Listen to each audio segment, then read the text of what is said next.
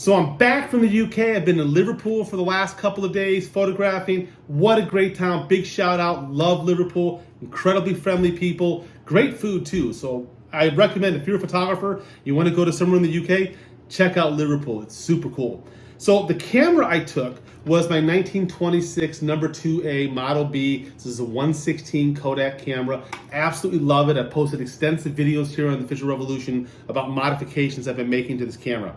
But what I thought I would talk about very briefly today is what worked and what didn't work on this trip, and more importantly, what didn't. And it was a good learning experience for me.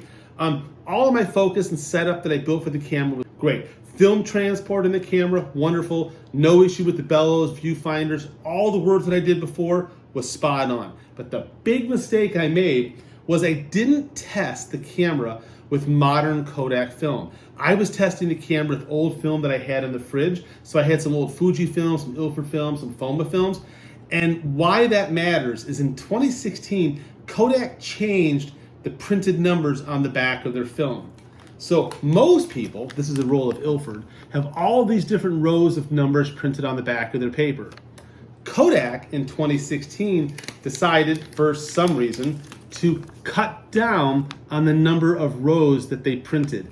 The problem was that the numbers don't show up in this viewfinder window. So even though this is a Kodak camera, I can't shoot Kodak film in this camera and actually see the numbers on the back unless I were to somehow modify this back window.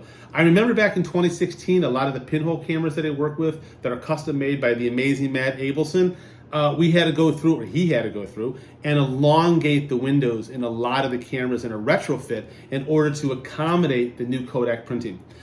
This also is an issue in my 1924 Brownie Hawkeye Model F, all metal, amazing camera. Did a review of this camera as well. Once again, the window placement is just outside of where it should be, and it's a real issue. And the only film it's an issue with is anything made by Kodak. So Kodak, I'm calling on you today.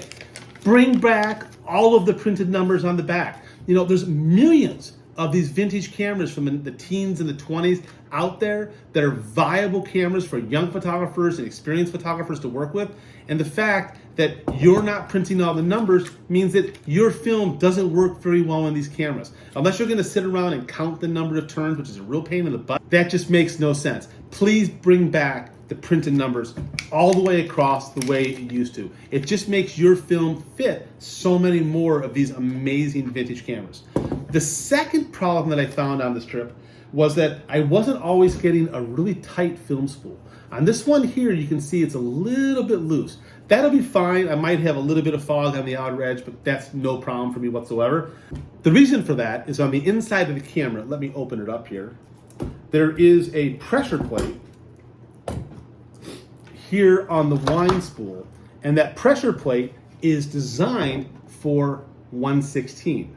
120 with the adapters, if you notice, is narrower. So the pressure plate is pushing on these outer edges here, but when you have a 120 spool with it, it's actually only pushing on here and not on the film. So it isn't helping keep the film spooled real tightly. So what I did is I came up with a real simple little bend with my finger and created a W pattern, as you can see here. And by pulling that in and just squeezing it a little bit, now the take-up spool pressure plate is properly pushing on the film itself and keeping the film nice and tight. And that was an issue that, once again, I hadn't anticipated until I got there. But everything else about this camera worked perfectly. The bag that I carried it in, the little neutral density filter that I made, the new lantern viewfinder that I put on the front that's a more modern, brighter version, all of that was great. The other thing that's kind of interesting is that because I like to reverse the lens in my cameras, the focal length of this camera actually changed. So normally this camera is about 130 millimeter focal length.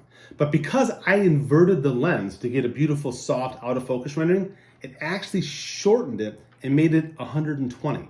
So on the side here, what I did before I left is I took a metal file and I refiled new focusing points. So I have a infinity, I have a 25 feet, I have an 8 feet, a 4 feet, a 6 feet, going down, but I had to change all those distances because of that shorter focal length. Overall, the going to Liverpool was fantastic.